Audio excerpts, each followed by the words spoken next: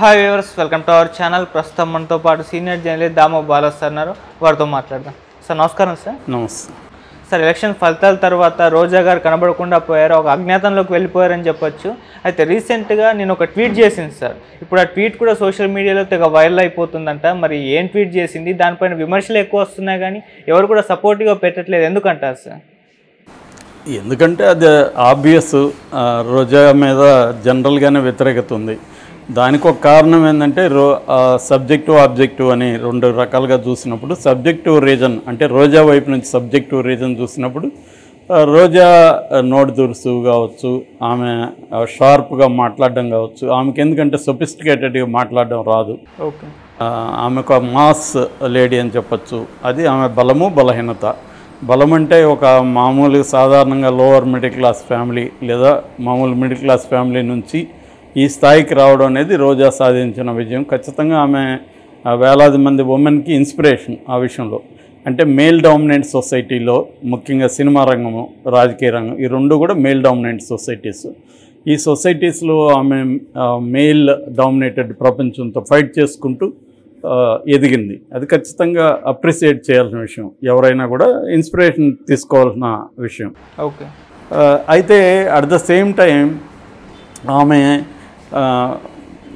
దీన్ని ఎలా బ్యాలెన్స్ చేయాలో తెలియదు. మేబీ ఆమె చాలాసార్లు ఏంటంటే, నేను అంతకుముందు ఒక కప్ప కథ కూడా చెప్పాను. స్వభావం అనేది, హ్యూమన్ నేచర్ అనేది మన క్యారెక్టర్లో ఉండేదాన్ని దట్ ఈజ్ ఫేట్ అంటాడు.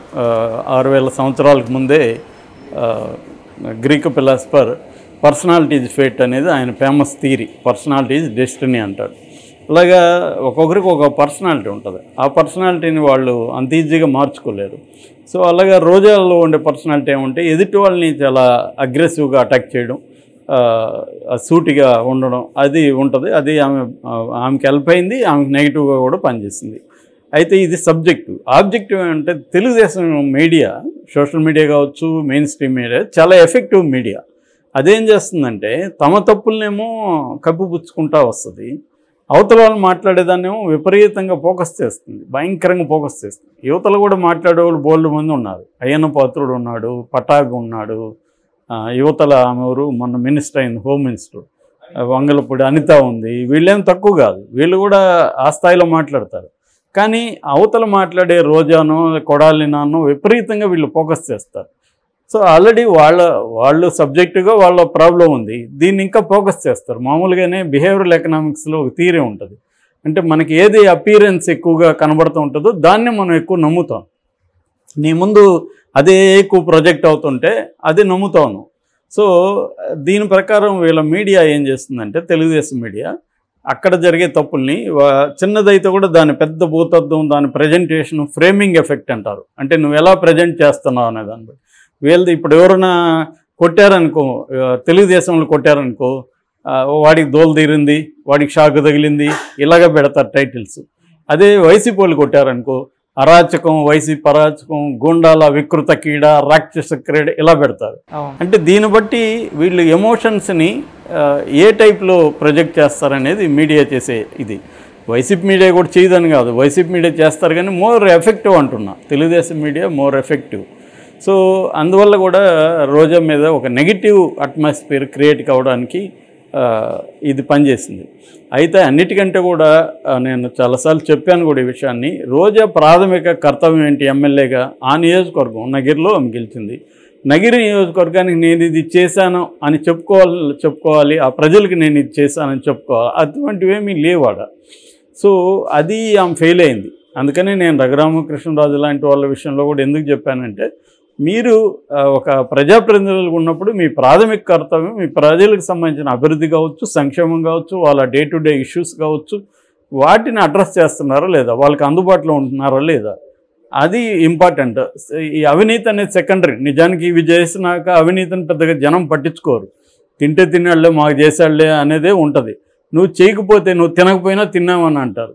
నువ్వు వాళ్ళకి చేయకపోతే, చేస్తేనే ఇవాళ ఎవరు గుర్తుపెట్టుకునే పరిస్థితి లేదు.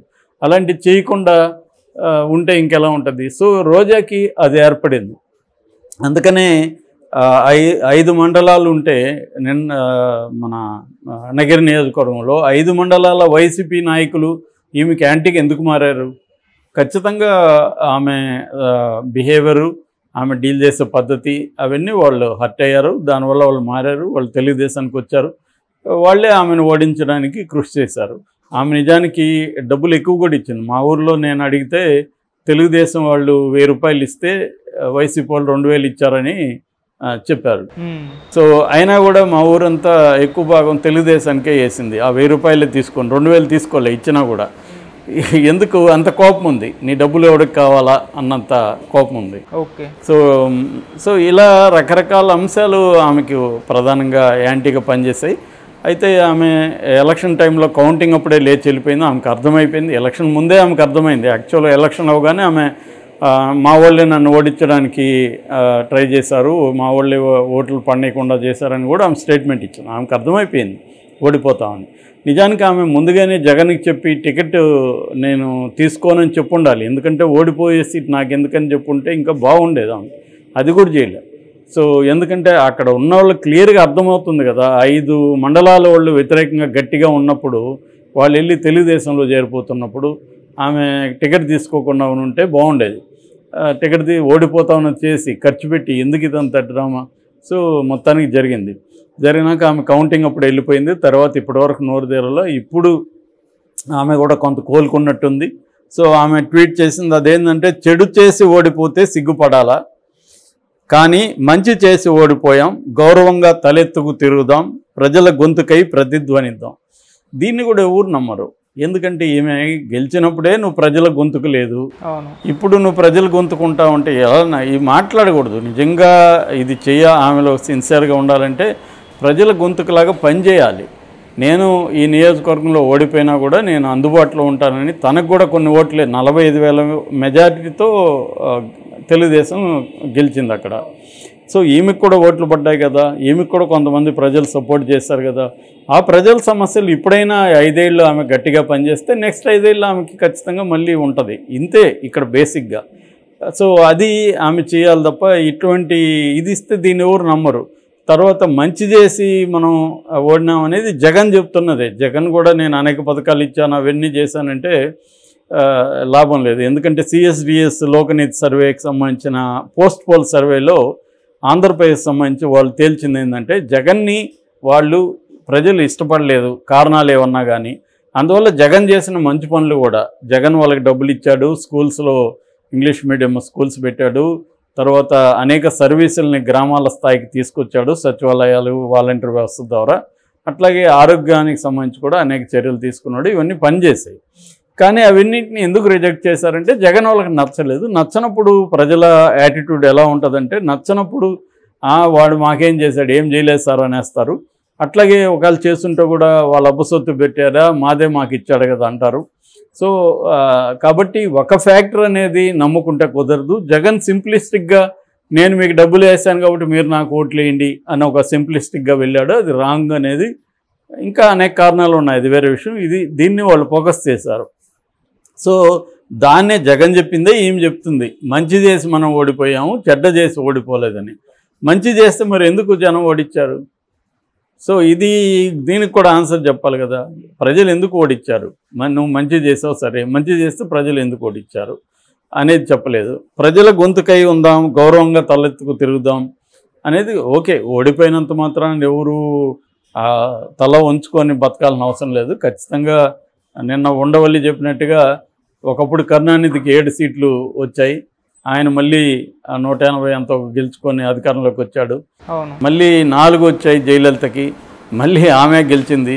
కాబట్టి 11 వచ్చినంత మాత్రం కుంగిపోవాల్సిన అవసరం లేదు. మళ్ళీ ప్రజల 40% ఓట్లు వేశారు.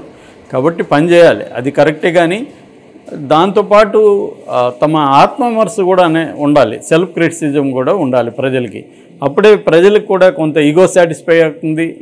నేను ఈ తప్పులు చేశాను, నేను నియోజకవర్గంలో ఉండి పనిచేయలేదు, సో నన్ను నమ్మిన ప్రజలకి నేను ఒక ప్రజాప్రతినిధిగా న్యాయం చేయలేకపోయాను, అట్లాగే నా నాయకులు నా కేడర్తో కూడా నేను గొడవలు పడ్డాను, మంచిగా ఉండలేకపోయాను అనేది కానీ ఆమె చెప్పుంటే ఖచ్చితంగా ఆమెకి సపోర్ట్గా కొంత ఇప్పటికైనా బుద్ధి వచ్చింది అని అంటూనే ఆమెను మెచ్చుకునేవాళ్ళు.